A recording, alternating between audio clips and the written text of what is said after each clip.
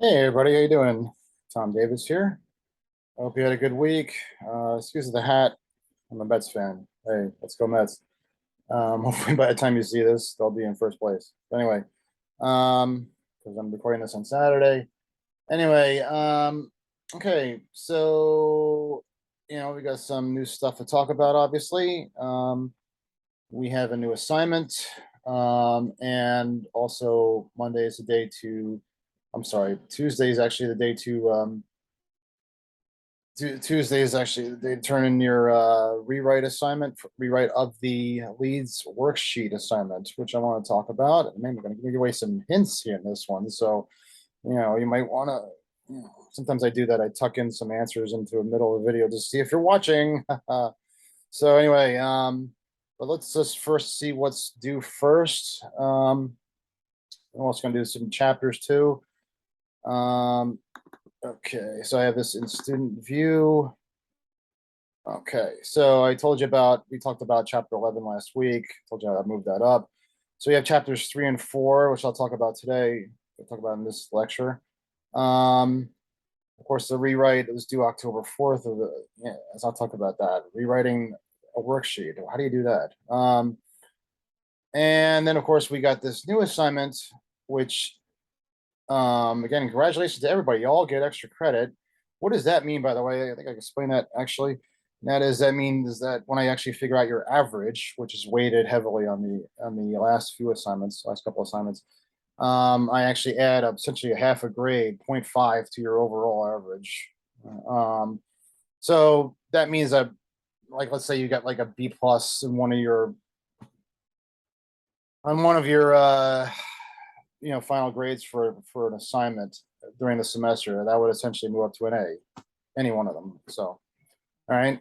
So I just thought that this was it's funny. I think I literally I think 16 of the 18 of you got this, and I thought it was just fair just to do it across the board. So why not? So, but the fact that they're lifting the COVID mask mandate, which I didn't even know was happening. I had to actually look at my emails, and I teach an in-person class this semester, so when I was actually just we were actually in the in-person class, I have them actually volunteer ideas, and then I picked the best one. And that one, I did the same exact thing. Actually, they told me during the course of that process this past week that they were lifting the COVID mask mandate. I was like, really? So anyway, so the same thing happened. It was like literally like 16 of the 18 or the 15 of the 17 of them actually said this should be the story, and I gave them all extra credits. So, um, but anyway, I'll talk about that a bit. There's also a discussion point with that. Two of you have contributed already. That's great. Maybe by the time you'll see this, will be more. Don't forget that actually goes with class participation. Okay. Um, so anyway, let's talk about the last of the leads worksheet. I've really been pleased with the work you guys have done this semester. It's been really good across the board. Really, probably the best I've seen. So I got to be honest with you. So anyway, um, again, the idea here is to really just kind of pick out what we think would be the essentially the main theme of the story and write it into a sentence, not like a headline, but like a full sentence. Okay. And for me, there's like some clear cut, obvious choices. I wouldn't say that like one problem, if you want to call it, is worse than is weighted more than another. But I'm gonna give away some hints here. But this number 7 right here is interesting. Okay. Um, and this is an example of like when you get reported information, you get information from a source or something, like how far do you go to actually strive for that, what's new or unique? Okay. And I mean, you got a lot in here. Okay. And like I explained to my in-person class, you know, look, you just don't really like stop. You try to no two crimes are alike. If there's anything that you cover as a reporter, it's a crime. That's what you do, right? So you should actually treat it as something that actually unfortunately happens like more than once. Okay. So you should try to strive for that angle that perhaps separates it from everything else. So if we were to actually like write this out in its full, so this is a process where like usually when I have students submit this assignment, they leave out stuff more than at. It's more of a problem of leaving out stuff than it is putting too much stuff in. But I mean, there is a situation where you could put too much stuff in. Okay. If we were to write this out and try to include every damn thing that's in it, we would say, and we try to leave out the name because the name, unless it's like a celebrity or somebody prominent, I hate to say, put the name in, it kind of bogs down the lead, that sort of thing. So you say not, but what's important is maybe like where she's from, Santa Ana, California. Maybe like there's actually people who live near there. Maybe, and maybe yes, maybe they didn't even know the person or something. Maybe they live on that street. Oops. Say woman was. I think that period was is an end of the sentence, was charged with attempted murder after setting her cancer stricken wheelchair bound husband on fire for eating her chocolate Easter bunny, police said. Right? That's actually a little too long, okay? But this is actually a lesson in like what needs to be in there and what doesn't necessarily need to be in there, okay? So obviously, like you gotta have the main point in there. I mean, attempted murder, that sort of thing. But a good way to like try to figure this out is like how common is this? Because there's stuff that actually like happen that make, and like I told you before, there's an idea and an angle. Okay, so the idea is you're writing about a crime, and the crime itself is very basic. Unfortunately it's an attempted murder. Okay, but there's other stuff that's involved that you have to basically decide. Well, am I going to keep it in there or not? Okay. I know that's really horrible to actually even like talk about, but wheelchair bound.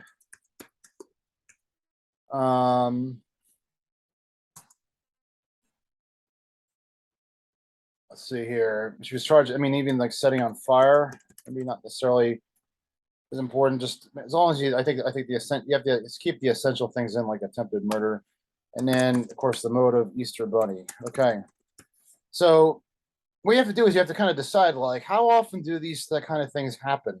You can almost make, I said, you can almost make out a list of things that are like happening in this story and decide like what's like the new item or unique item that actually kind of separates the story from the rest. Unfortunately, these two is like crimes against the elderly. These two are like definitely if this was a story that just dealt with this, it would be a story. It would be a story that we would write about, certainly. Okay. But this is probably something unfortunately that happens to people. Maybe it's like I would say maybe out of 300 million people, there's probably like thousands of these cases involving these two things. Okay. And maybe even like but then when you add them all together, cancer stricken, wheelchair bound, and being set on fire, maybe, I mean, there's probably a few of those. There's probably, I would say, maybe 100 of those. Maybe I'm just guessing out. It's not like you're doing a scientific poll here. You're just kind of guessing here. All right. But how many times have they involved somebody eating their chocolate Easter bunny? One. Okay. Have you ever heard of that ever happening before? You know, that's the kind of thing you go through when you go through this process and you decide what goes in and what goes out. Okay. What needs to definitely be in there. Okay. And that's why, like, on some few of you, I said, what was the motive? What was the motive? You got to go deeper. What, like, really separates this story from the rest? What needs to stay? If it's not in there already, what needs to be added in there? Okay. So maybe, like, if you have a really long lead like this, maybe you take out one of these so it's not as long, you know, because these are things that necessarily, I mean, they're important, but again, what's like the one thing that really needs to stay that separates the story from every other one? It's the fact that she did it because she ate her chocolate Easter bunny. Some of you left out Easter bunny too. I think it's actually like it's more than just chocolate. Okay, is it a chocolate bar? Is it a Hershey's Kiss? you know, no, it's an Easter bunny. It's a chocolate Easter bunny. So yeah, I mean, how many times have you heard of this kind of thing happening? It's crazy. It's absolutely crazy. So, um, maybe you don't even need this part, and you have a nice tight lead paragraph, and notice it was charged, not like a headline where it would be like written in present tense. It's just, maybe you don't even need this part, you know. But the main thing that's got to be in there is this, okay? And I would say you got to identify what the crime is. So this is this. This is almost like you got to have like some sort of basic foundation for the lead and what happened. Was it an explosion? Was it a murder? Was it what happened? But this is what happened. Okay, and it happened for this reason. So anyway, that's why I push for you guys to keep going and keep going and keep going, and until you can actually find that one thing that really kind of separates from the rest. Anyway, so how do you rewrite that? Well, for me, like, it's interesting because this story was almost like either it's not. I mean, people got in between an A and an R, but this almost is like a choice between A or R, because there are people who seem to kind of like get it all the way through, and there's other people who didn't. I mean, and I'm giving away answers here, so I hope you're watching this, but you know, I mean, if the murders are increasing in your area by 1%, do you write about it? Or if they're increasing by 53%, do you write about it?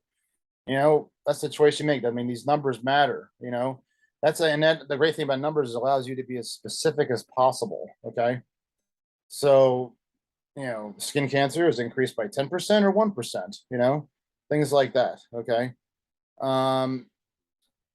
So you have to really look for that one specific item that really kind of like makes it the story and really like kind of narrows the focus and really again finds out what's new and unique. Okay. All right. Let's go to the actual assignment now. That new assignment that I alluded to just fairly briefly before. Okay. Okay. So I actually decided to go ahead and since I gave the other class more time, I said to give you guys more time on this, and I posted this on Friday. This is your third assignment now. We're going back to actually writing actual stories now. So, yeah, I was just gonna say one more thing about the leads rewrite. So basically, what you want to do is you want to treat each of those leads as almost like they're like individual stories. They're not. They're leads, okay? But I'm looking for the same things that I'm looking for with the stories, and as accuracy, clarity, and focus. I want to make sure that you got the elements in there that are important, that it's clear all the way through each one of them. I mean, if you need to correct like two of them, but the rest of them are fine, then just send me back the corrected items, and that's fine. Okay. Some of you had maybe like one that I felt like you need to go farther, like the Easter Bunny one, and so you just send back that one. That's all. That's fine.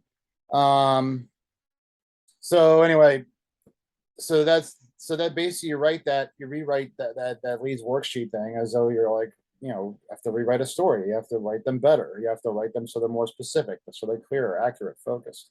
Okay. All right. So this story is due a week from Monday on the 11th. And by the way, we're gonna have a guest speaker next week. It's gonna be actually a videotape. I have to admit, I've recycled before, so I'll give you some more details on that. But anyway, but this will be due, and this is going to require us actually. This word requires some class participation. Some of you again have asked me, how do I grade for class participation in this class? Well, here we go. This is where we're going to interview multiple people, like I've talked about. In the interviewing process, it's important to get more than one source. But anyway, like I said, it's actually going to deal with the lifting of the COVID mask mandate, which starts actually this week.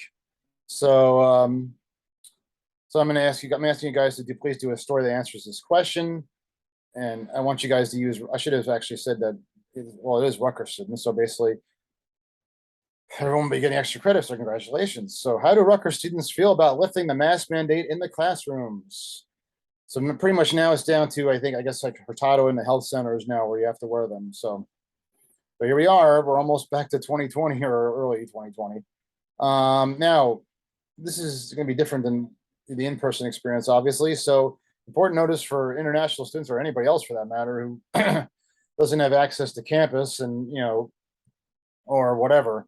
Um, this is where the discussion point I posted is going to be incredibly important. I'm going to need all of you all, my students, to participate in this, provide feedback on the discussion points, since not everybody is in New Brunswick or near New Brunswick to write about, meaning the campus, or I should say Piscataway too, because it's obviously Livingston and Bush. Please, and of course there's also well, whatever. Anyway, please see the discussion provided. Please see the discussion provided an opinion. Oh God, I need to edit that. Provide an opinion and an anecdote. Remember that this is part of your class participation grade. Okay, I need to fix that writing of that. Sorry about that. Here's what you need to do: interview. Well, in other words, or just take the discussion from the discussion point. 3 to 5 students. I'll talk about in my next lecture. I'll talk about in my next lecture video, which is this one right now. I'm going to change the wording on that too. Outside of the discussion point, let me know if you need help getting students. Okay. You might be able to just get all your information from the discussion point, which is fine. Okay. I've created a question that will help provide answers to this question. Okay. Participation in that will count toward your class participation grade. And as I noted in the syllabus, all students, unless otherwise indicated, all assignments are 500 800 words. Actually, I meant this to be like a dash, but theme the story around a central prevailing consensus opinion with a declarative sentence in your lead.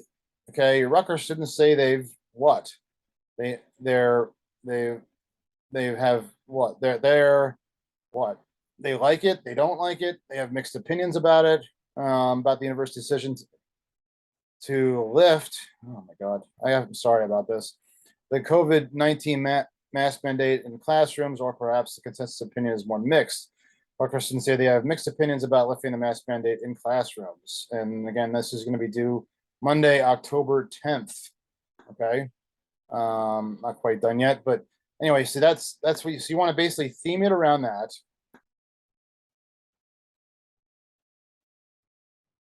And then, basically proceed to actually, provide those multiple perspectives into the story. I actually basically cleaned up, just so you know, a bit of the assignment. Let's go back to shared screen. Okay. Yeah, there it is. To interview 3 to 5 students, like I talk about in my lecture video. Let me know if you need help getting students. Just remember, you have a discussion point with students who have responded already, so you can use that. As I noted in the syllabus, all assignments are 500 800 words. And again, just so you know, I know I went over this before, but I corrected some of the mistakes. Theme the story around the central prevailing consensus opinion, the declarative lead. Now again, the whole idea here is that you might get like mixed. You might get all favor. You might get all opposed. You might get mix. What I'm seeing so far, it seems to be kind of more of a mix. It was interesting because my in-person class, actually, it was all in favor. Literally every single one of them was all in favor. So, but you don't have to rely on that necessarily. Discussion points are under discussions. And again, this is Saturday, so I have 2 people have participated, which is great. Maybe it'll be more by then. Thank you, Natalie. Thank you, Jaden. But actually, see, Jaden said she's actually nervous to go back with everybody being on a mask, and she would wear a mask in class. Okay. So there's one person who's maybe not, incredibly, happy about it. Okay. And now here's somebody who says that she's half and half, lifting the mask mandate in classrooms and in the buildings, and then, reason being is because COVID is still a big deal and is airborne, blah, blah, blah.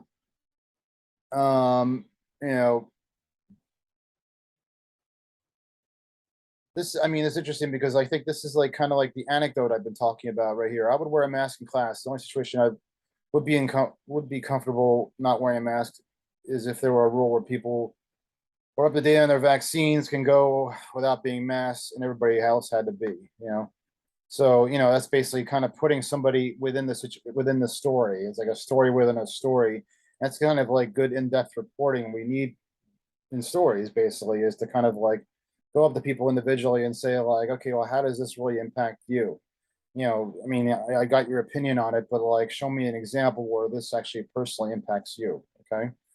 And that's what I'm asking you guys to actually do in providing answers on this discussion point and also providing for your stories themselves. Okay. Is to provide those kinds of anecdotes. Okay. Um, okay. So that's what we have so far. Um, so, basically, let's maybe like take some of that, actually, some of the information right now and see how that could essentially apply to the story you're going to write that's going to be due in a week. Okay. So, I mean, I've gone over this before, but I'm going to go over it again. And then basically, this is the kind of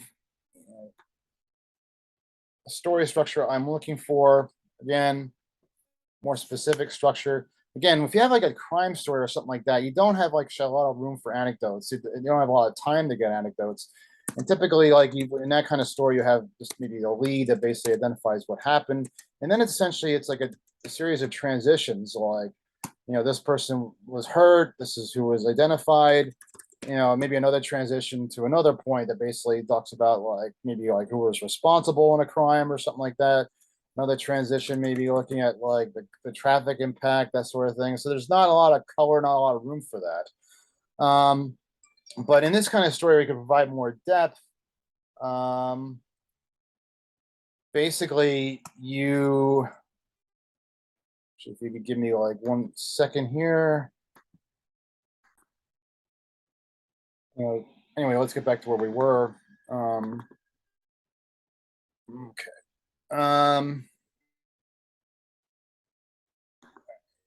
So what we could do is basically, I mean, like I said, I'd like you to have at least maybe 3 people interviewed, identified in the story. I think that would actually balance things out. I like to say that kind of almost like breaks the tie.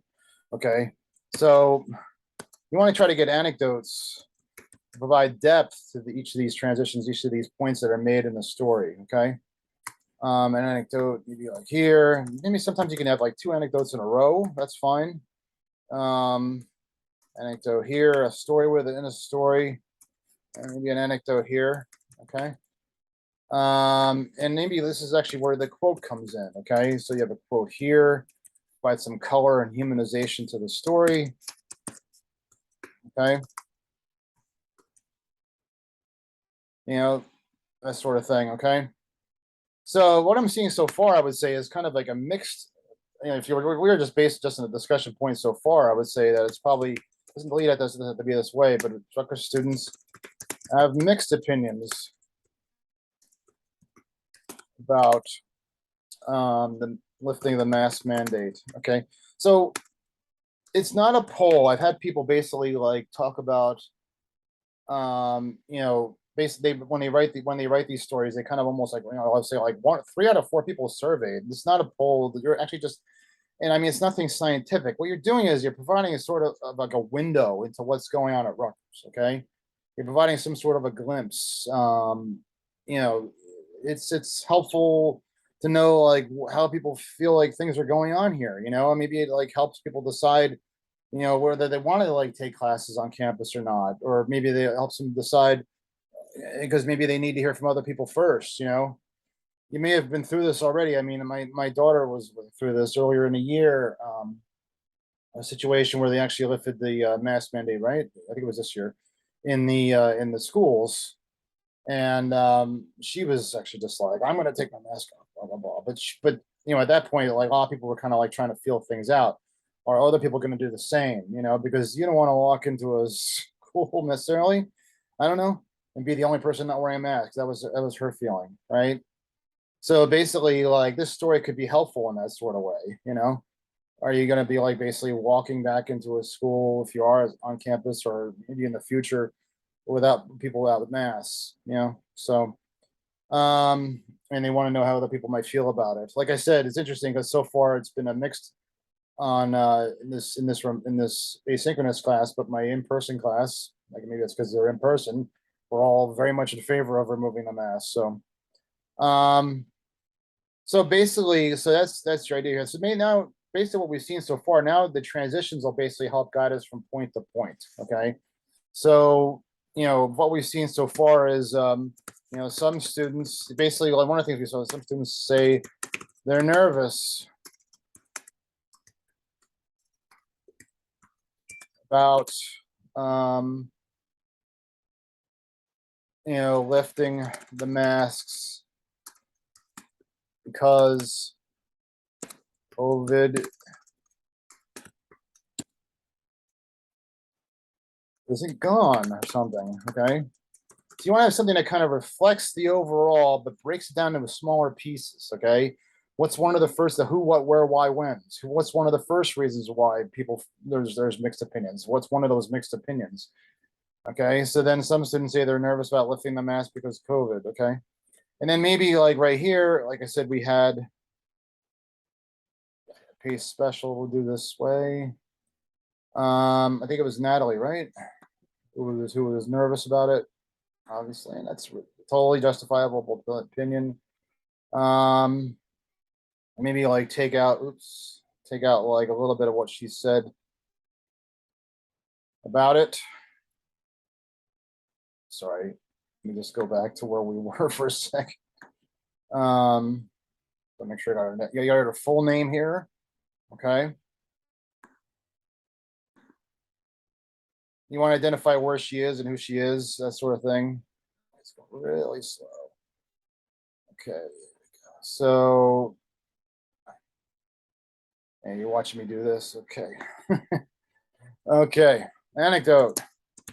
Rutgers student Natalie. And you want to basically, again, like I've said before a million times, you want to paraphrase more than actually direct quote.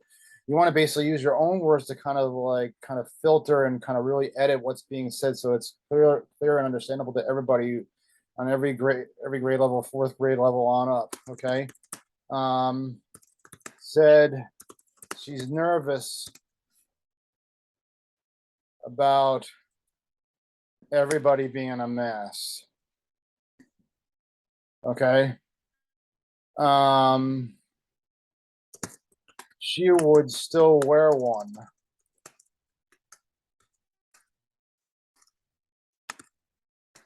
because it would make her feel more comfortable. Okay.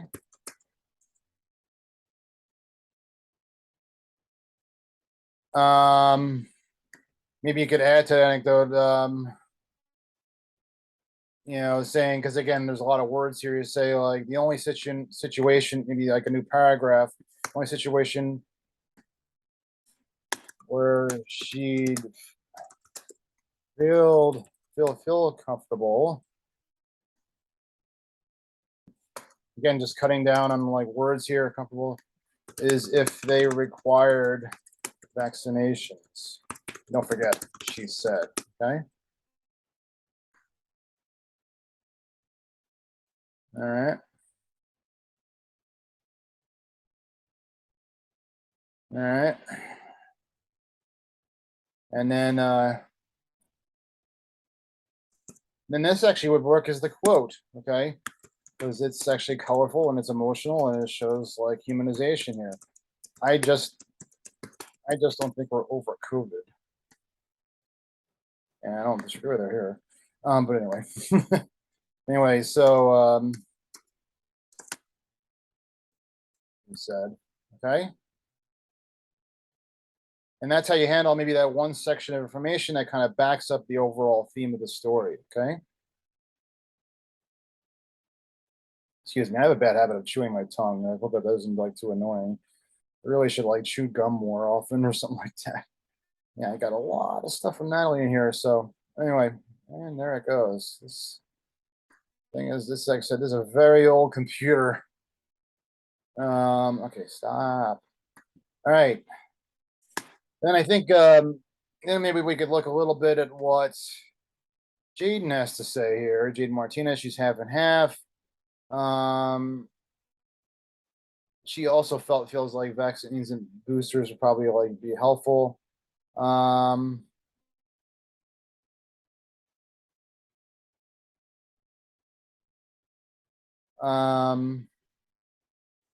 that wearing masks can be tiring, blah blah blah. So maybe like you take like some of that, like what she said about because she's kind of half and half.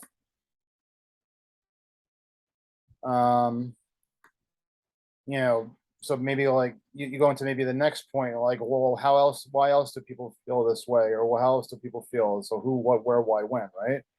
Um, and I'm sorry, I'm going really slow and kind of toggling around here. But Jaden has a slightly different point. Other students say they understand how the Rutgers community has grown tired of it, but they think it's still necessary in some respects. Okay, that's a slightly different transition and point from the first one we had. Okay, which by the way, just all the scrolling is taking. But basically, again, we're breaking this down at different points, breaking this down in different sections into different microcosms of the larger point, and like why people have like mixed opinions about this. Okay, and then then we go into like what Jaden has to say about it. Basically, she says she's very happy to choose that she can choose to wear a mask or not. Um, and she noted that you can just cut off words here. She says that COVID is still an airborne disease, and it still makes people nervous regardless of the vaccines and the boosters. Okay, and then maybe a quote here would be something like along the lines of, I think Rutgers lifting a mask mandate is fine as long as people can still feel comfortable and continue to wear masks if need be, or something. Okay, just like that. Okay, you break it into piece to piece to piece. Okay. So there's some anecdotal information here too, basically like in their own personal situation. It's not just like how do they, you want to basically kind of almost like put yourself in their shoes and just how they, when you come up with an anecdote and see how they view it, what's their perspective on the situation, and then their personal perspective and take on the situation, how they carve out their own personal view of this observation of the situation. Okay. And then you just, like I said, probably the best way to end this story, because a bunch of you asked me this question, is maybe just end it with a quote, just end it with something that basically says like, like this, something like this, I think Rutgers looking mask mandates is fine as long as people, that definitely shows the mixed opinion that she has. And it's probably a good quote that reflects that. Okay. All right. So that is your next assignment. It's due next, like I said, it's due next week on Monday. Okay. And then that's when I'm gonna have a guest speaker that's gonna deal with our next subject, which is gonna deal with public relations. And you're gonna actually see a recycled, um, I have to admit, a recycled video for that. I will alert you ahead of time what that involves, and you'll have 2 weeks to do on that assignment. I'll talk about that next week. But let's just concentrate on this COVID reaction. Remember, the big important point about that is that this is not a story about the lifting of the mask mandate. A lot of people feel really kind of compelled to put background or something like that up high in the story and go through the whole process of like the whole history of COVID at Rutgers and what led up to the mask mandate. That's stuff that can go that's also stuff that can go to the bottom of the story. It's also a way you can end the story, okay? But it doesn't go at the top. Don't feel like you need to explain everything that's happening, okay? I know it's important to basically kind of feel like, and you probably been told this before, that people, you should write to people as though they've never heard, like they're from Mars and they've never heard of this ever happening. But just basically saying they lifted the mask mandate in itself basically tells everybody all the background they really need to know. What you're writing about is not the lifting of the mask mandate. You're not writing about the lifting of the mask mandate. You got me? You're writing about Rutgers students' reaction to the lifting of the mask mandate. Make sure that it's singularly focused on that. Okay. All right. All right. So let's talk about the chapters that are due to basically, which maybe it might be able to help you a little bit in the process of actually like putting the story together, and keeping things simple. And actually, this also be important for like your leads worksheet rewrite. I mean, what it does is essentially, like I said, this is why the book is important, because it actually reinforces the things that I've talked about and said. The importance of simplifying words and sentences and paragraphs. As you saw me go through like some of the responses to the lifting of the mask mandate, as you saw me kind of whittle things down, remove words that weren't really necessary, because you want to get into this kind of situation. You want to have your paragraphs look like this, okay? Basically, things that look like where maybe the reader can kind of take a breath, okay? Not like something like a fiction. Fiction is more for like people who have the time to read. And they don't necessarily, they're not like flipping through Twitter or something like that, trying to like get like, you know, basically like the latest news as quickly as possible. Okay. They're trying to just basically like just the fiction's for the person with the time, that sort of thing. And also the academic article. Okay, that's the textbook. That's for the people who have to basically kind of required to read what they have to read, like in this book. And they have to they basically, and the paragraphs are long and they're like in depth and that sort of thing. But what we want is actually something that's kind of something that we kind of read through and like stop and like take a breath and maybe even give you an opportunity to exit the story. Okay. What they did here was basically take like let's like take like a robbery and basically write it into maybe it's several different writing formats. A third robbery this month at Starlight Apartments on Washington Street as tenants worried about their safety and the building securities. That's the news story format. But then the fiction might go into like more of the kind of like flowing, like colorful, that sort of thing, where you don't get the news right away. Miles' mind was whirling as he waited for the police to arrive. He was nervous, as panicky, so you're not even getting the news just yet. But that's for the people. That's being writing to be read. That's basically with not thinking that the idea that is that you're going to read the entire story. Okay. And then the academic article would be like written kind of like stuffier language. Previous literature has shown that occupants whose homes are vandalized feel a disruptive sense of emotion similar to the post-traumatic, basically it gets into kind of research edge of things, you know, not news you need to know when you're on the fly. Okay. You really just want to like try to trim things down to like their simplest form when you're writing in a news story. Okay. Um, and that's why I do that leads assignment. I do that every year because I'm trying to get you guys to like try to get as specific as possible so that when you do stories like this COVID lifting mask order or lifting reaction story, you're getting down to like really the brass tacks of things, the most simplest form of anecdote, the most simplest form of quote. Okay. Ignore the quiz. We're not doing quizzes in this class. Obviously, there's important things to talk about respecting diversity. We don't, it's interesting. I talked to this about my in-person class and everything. I was like, there's this whole thing about like, where I feel like lately, especially like objectivity gets confused with like, you know, the idea that we have to get perspectives from everybody. And what we've seen, interestingly enough, and I don't care what political side you're on, but I'm going to say this, but we've seen basically situations now where like, um, the journalists have been kind of talked about like they feel like they have to get both sides to everything, and it's that's understandable. You try to get multiple perspectives, and that's what I'm teaching you right now, is I'm trying to teach you guys to like get more multiple perspectives in your stories and everything. But there is a line to be drawn when that happens, and that's when basically people give you essentially like false information, project, pejorative words, racism, that sort of thing, where there is no other side, as far as I'm concerned. It's just wrong. Okay. So, and I mean, like, you have to like basically make judgments when you're actually like doing a news story. It basically is, if you're trying to get multiple perspectives. I mean, obviously, if you're going to write about racism, if it happens, and you're going to write about, especially if it happens, something that especially like somebody like a prominence or government official or somebody who's been like an attack or something like that, or whatever. But when you're actually trying to maybe get opinions on something that's happened, maybe like COVID or something like that, and the one perspective on it is a racist perspective, you don't want that. Okay. Because that's just bullshit and it's stupid. Okay. Um, and it's not just to stop at that. It's just outright stupidity that can actually harm people. Like if you have like maybe a certain public official who says you're trying to like release information on COVID and how to protect yourself and that sort of thing, and a prominent public official says that maybe you can inject bleach to basically cure your COVID or something. You know, I mean, you would write about that, because it's wow, the president said that. Okay, it's like incredibly wow.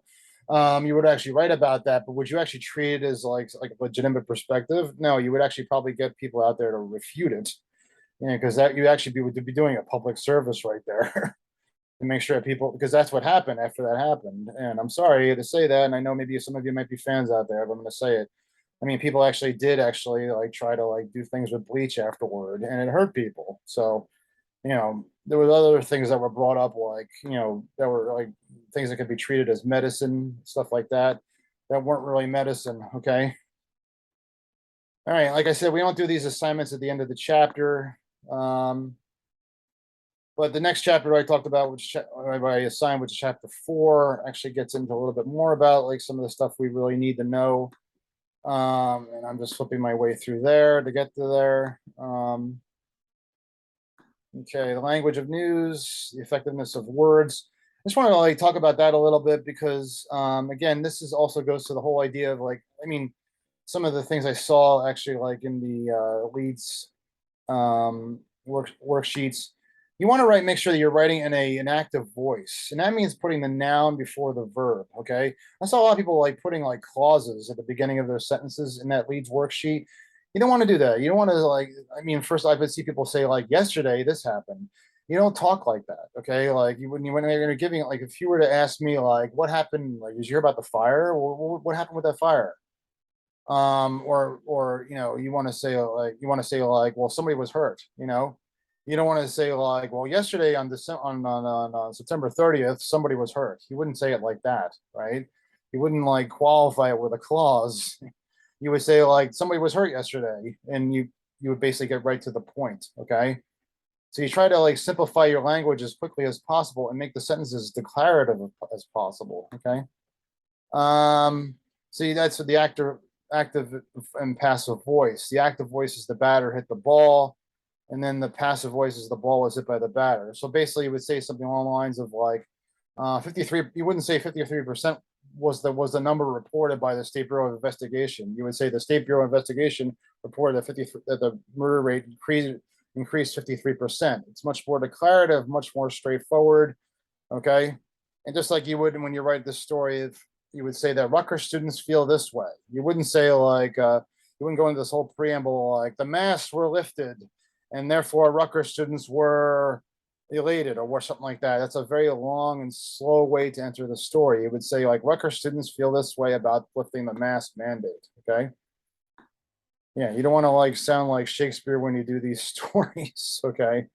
Um, yeah, I didn't really have like a ton more to talk about, so I wanted to kind of maybe keep this a little short, a little shorter than usual. But anyway, so that is actually what we need to do. Please contribute to that discussion point because again, that's class participation.